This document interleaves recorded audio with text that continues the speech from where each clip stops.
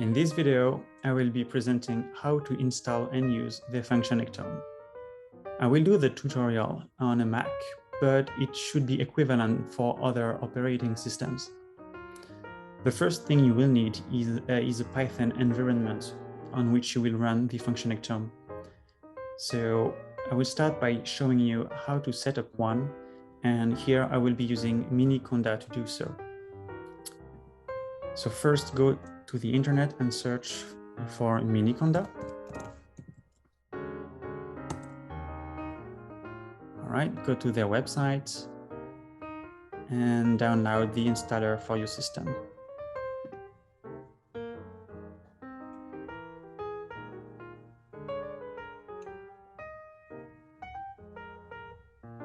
Okay, once it's done, run the installer and accept everything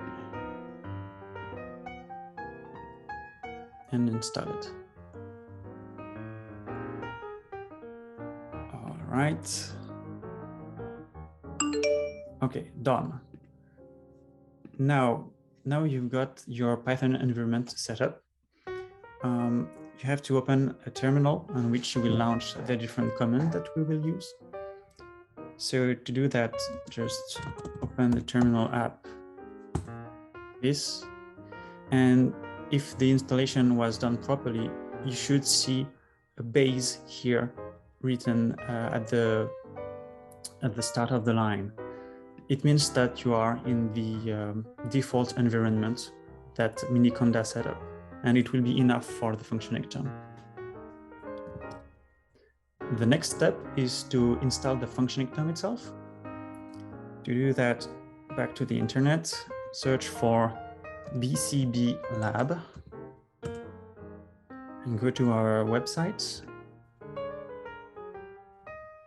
In the software part, you'll find a link to the GitHub repository that stores the code. Here you will find also a user guide, a complete manual of the Functionnectome with a detailed step-by-step on how to use it and answers on a few questions that you might want to ask yourself. You'll also find a README here on the main page that will give you a few instructions that you will find also in the manual, but here it is summed up so that only the most important information is displayed. For example, here is the command line to install the Functionnectome on your computer. To do it, you need an internet connection anyway. So let's copy it. Back to the terminal, paste, and press enter.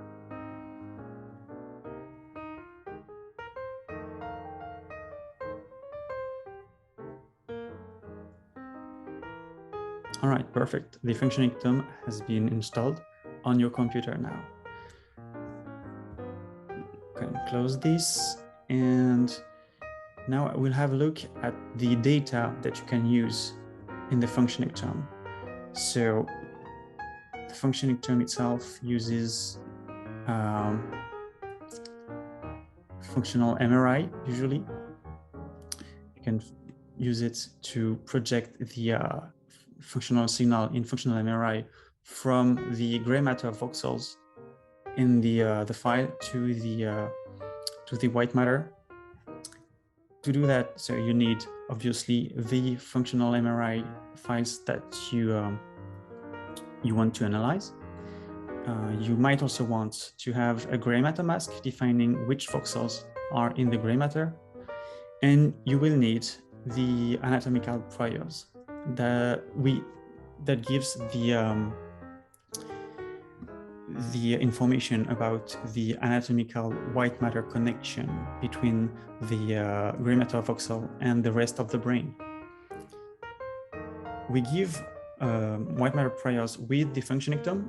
They will be downloaded automatically with the first when you first launch the Functionnectome. But you can also use your own priors if you want to explore your own set of data. So here we have like a folder with a set of 2 participants, the data from 2 participants. I've also made a folder, an empty folder for the results. And later I will show you also we can have a different kind of organization with the participants or stored in different folders like so. But first, let's try to launch the Functionnectome. The command line to launch the Functionnectome can also be found on the GitHub page that I just showed you. So if I go back there, you will find here on the top of the page the command line. So I just have to copy it and paste it. And here it will launch the interface of the Functionnectome. The first time you launch it, it can take a few seconds to pop up. But it should just, all right. Here it is.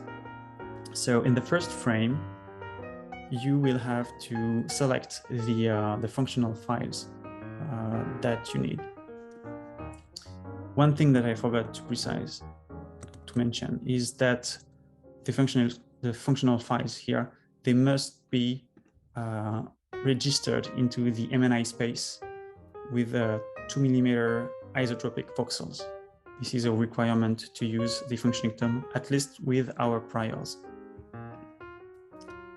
So there are 2 ways to select the files that you want to analyze.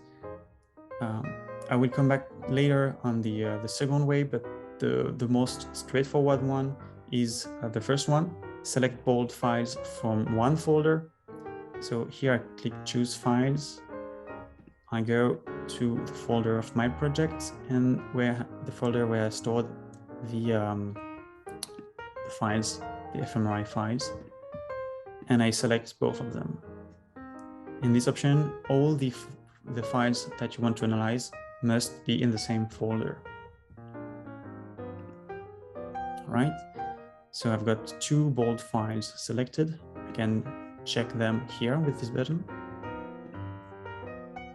Then you have the possibility to do voxel-wise Functionnectome analysis or region-wise Functionnectome analysis. The voxel-wise Functionnectome is the projection of the signal from each single voxel of the brain, of the gray matter mask that you give onto the white matter.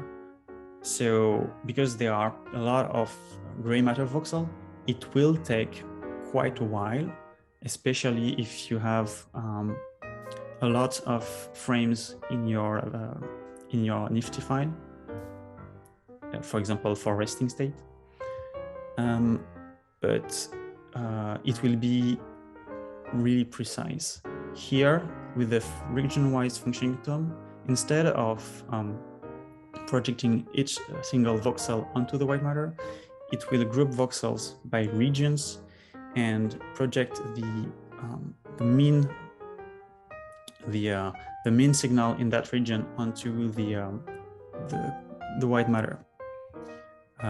For your information, in the priors that we use, we used as an atlas the Glasser's multimodal parcellation for the cortex, and the AAL atlas for the subcortical nuclei. So for example, if I choose a voxel-wise Functionnectome, I have to select a mask. Let's say that I want one mask, the same mask for all the files. And here I go back to my folder and select the gray matter mask here. Can also view here exactly what I've selected again, and I press OK. Then I can choose the number of parallel processes that I want to launch. this will accelerate quite a lot the processing time needed. And I also have to choose the output folder where the results will be stored.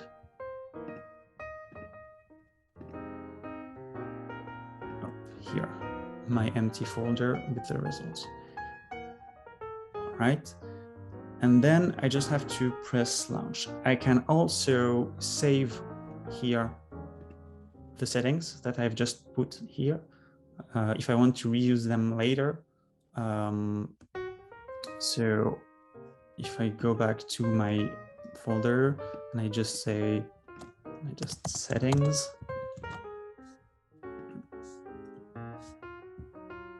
and press save. If I go back here, they will have a settings.fcntm file. This is basically just a text file, so you can open it with any kind of text editor. Just take a basic one, text edit on Mark. And here you will find all the settings that we have entered. This kind of file can then be also loaded on the GUI here with load, but here it's not useful because we've got already everything set up. Now we just need to launch the process here, but because this is the first one, the first time we launch it,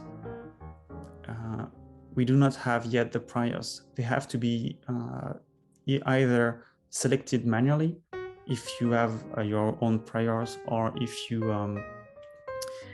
have downloaded our priors from the internet. The link to the priors is in the user guide, or you can download the priors automatically by pressing this. You will then be asked to give a folder where you want to save the priors. They are quite heavy, about 5 gigabytes, but so it might take some time to download. You can, like you will see it. All right, so it started downloading the priors here, and so yes, it will take some time. Meanwhile, I will just show you here an example of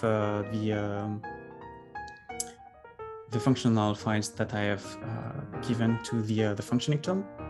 So this is a brain. This is one of the subjects that I have, like participant 1, and it is a very small fMRI dataset with only 20 frames. So this is only for example, but it will do.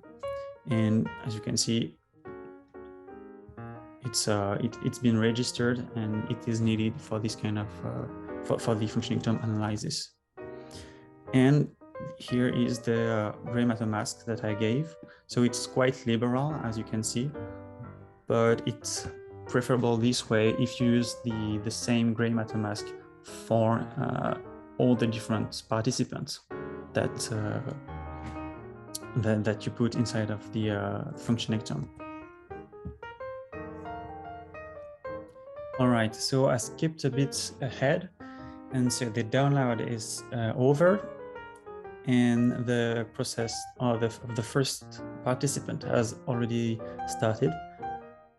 So the process starts with what we call sum of probability maps. It's a step. It's the first step that is needed and is usually quite fast. It depends on just how many voxels are in the gray matter and is independent from the fMRI file. It took about 5 minutes. And then the actual process, the actual Functionnectome process has started. And because we are using Voxel-wise Functionnectome here, it's quite long, even with 6 processes in parallel. So as you can see here, there is a little report that says how many voxels, at least the percentage of voxels that have already been processed, and the time here that is estimated, it is estimated to take for the process to finish. Just remember that here we are using a very small dataset of fMRIs with only 20 frames. So this is actually very short for this kind of analysis, 36 minutes here. In general, it's several hours. This is also why we give the possibility to process data on with the region-wise functionectome, because although it's less precise, it's much faster. So if you've got a lot of subjects and not a lot of processing power, it might be a solution for you. As an example, well, I will cancel this this Voxel-wise analysis because it will take too long, at least for the purpose of the tutorial, and I will show you how it works with the region-wise functionectome. So let's just cancel this, right? Let's relaunch the GUI here, and let's load the settings that we have saved previously. Open. All right, everything is good.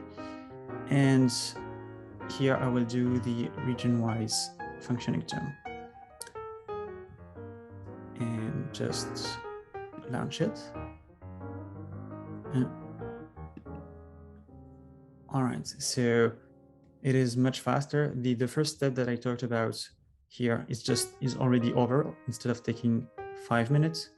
And here the second step for the brain, the region-wise analysis on the first participant is already done, and it's over too. Now the second one is starting,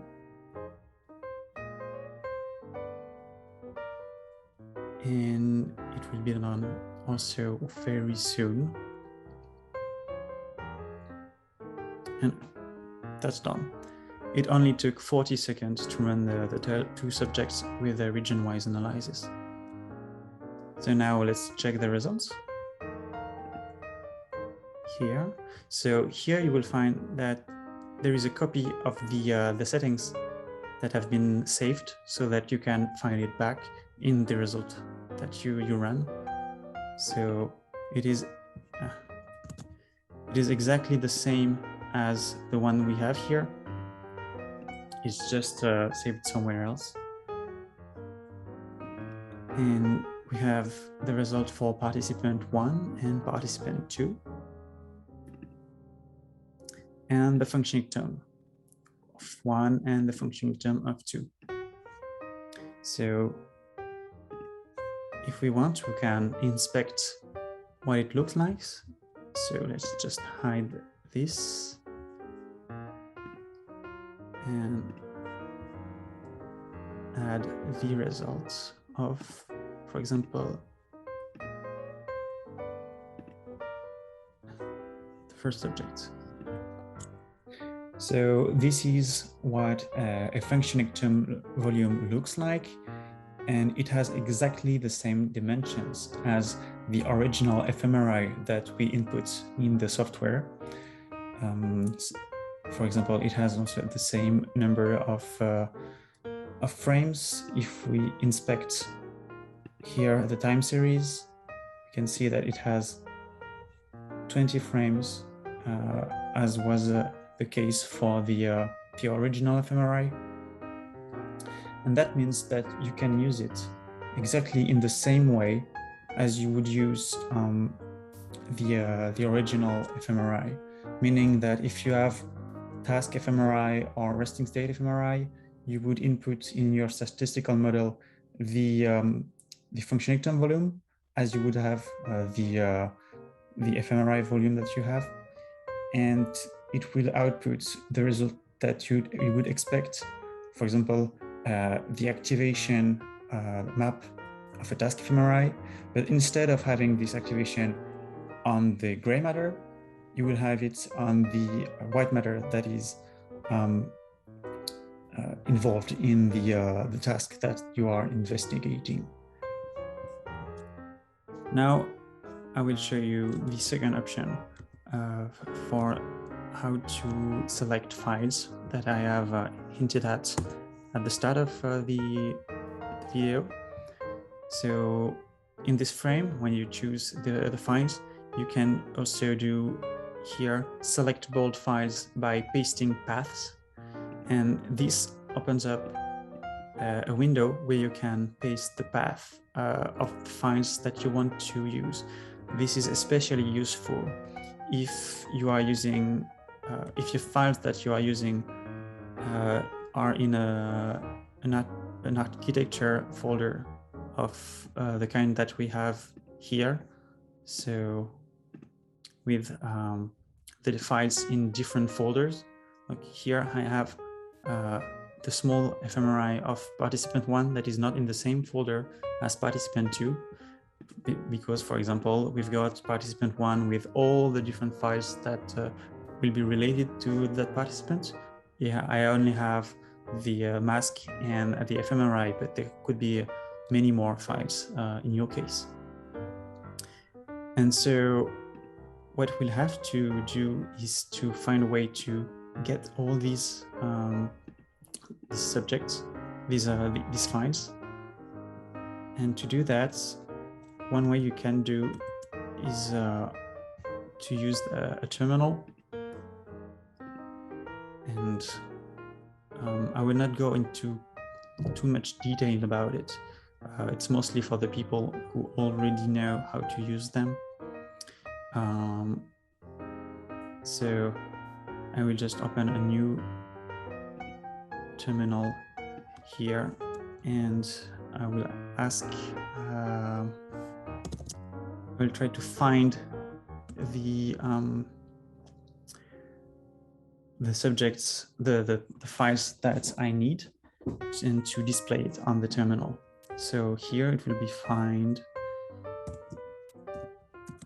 pathway to the current directory, desktop, my projects,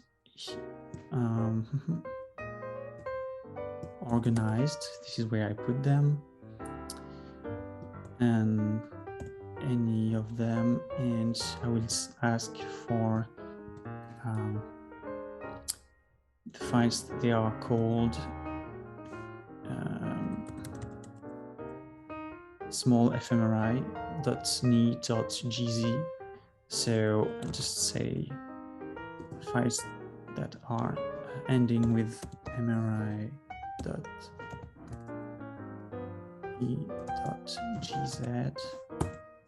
And here I have the two paths that I can copy and paste here. Say OK. And now it will have to find where exactly is the ID of the file, because as you can see here, the two fMRI files, they have the same name. What differs is somewhere else. The ID is somewhere else in the path. So the interface will try to find where exactly in the face in the path is the divergence between them, and we'll say it's on the fifth part of the path. So if it gets wrong, you can modify it and see exactly what it is. But it gets right. It's participant 1, for example, for the first pass, and that is what it will use to create the output folder of the results. Anyway, thanks for watching, and I hope that you will find this Functionnectome useful. Bye.